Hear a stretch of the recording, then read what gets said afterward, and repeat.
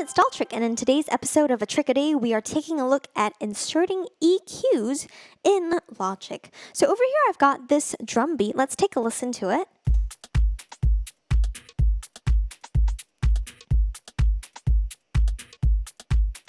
Cool, so it's looping and it sounds pretty neat, but what if I want to EQ this a little bit, maybe refine some parts of how it sounds? Well, the most straightforward way to do this is to just head over to the inspector, and there's a little box over here that has the words EQ inside it.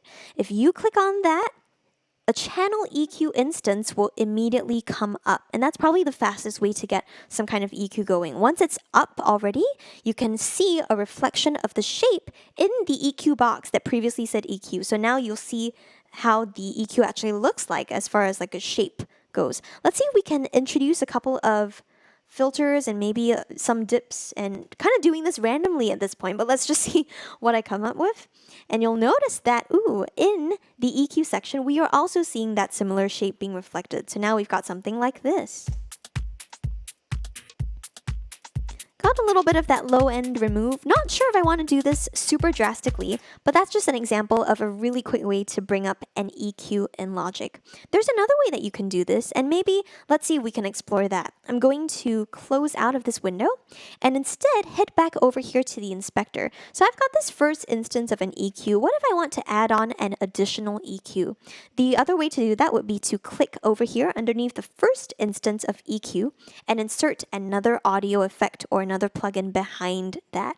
And you'll see that over here I've got a channel EQ showing up in recent because I just used that, but I can also head over to the EQ category and instantiate it from there.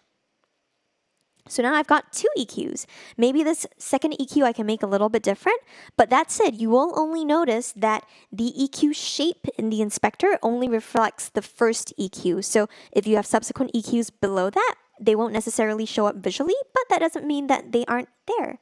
And that's how you would set up some EQs in Logic. It's definitely not a tutorial on how exactly to use EQs, but this is how to pop one up. That's it. If you do think I should do a tutorial on how to EQ something in a more proper sort of way rather than just randomly clicking around, please let me know. And if you enjoyed this video and if this trick was helpful for you, please like, comment, share, subscribe, and turn on the notification bell so that you can be notified of whenever I have a new trick ready for you. In the meantime, stay safe and stay well, and I will see you soon. Bye.